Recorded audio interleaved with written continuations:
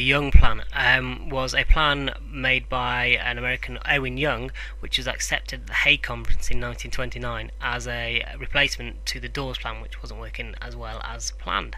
And it was to give it a final date for the end reparation payment, which is 1988, and reduce the amounts of reparations that would actually be paid.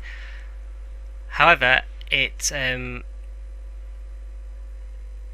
it also included the troops in the Rhineland, and the French were to pull the troops out 4 years earlier than planned in 1930. The Germans agreed, though, to leave their troops out of the Rhineland as an act of goodwill.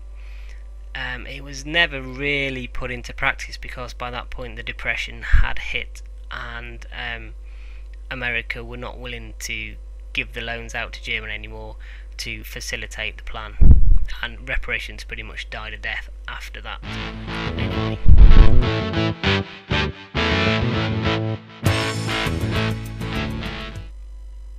So at the end of the 1920s, there was bad news for Germany and for the world. Stresemann died, and later that month, in October 1929, the Wall Street crash happened in America.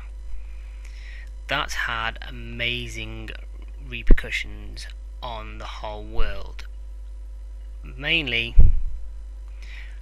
because America was refusing to trade with the rest of the world.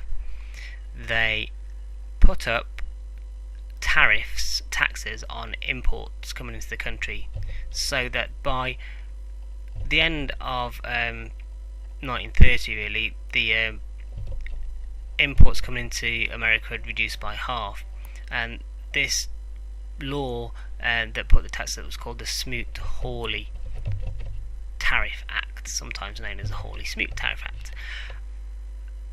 The other thing was that they couldn't carry on paying the loans to Germany to pay the reparations payments, so therefore the Dawes and the Young Plan kind of fell into disrepair.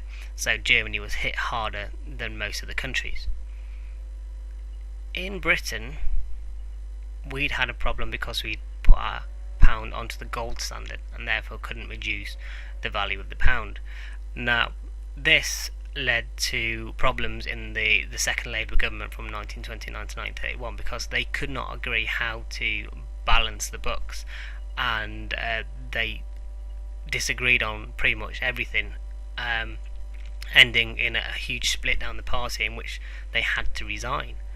Now, the Conservatives were reluctant to take over and be faced with the same problems, so that's when the national government was set up, and Ramsay MacDonald agreed to lead a coalition government with a cabinet of members of Parliament from all the different parties, and he has been accused of betraying the Labour Party for becoming Prime Minister of that national government ever since.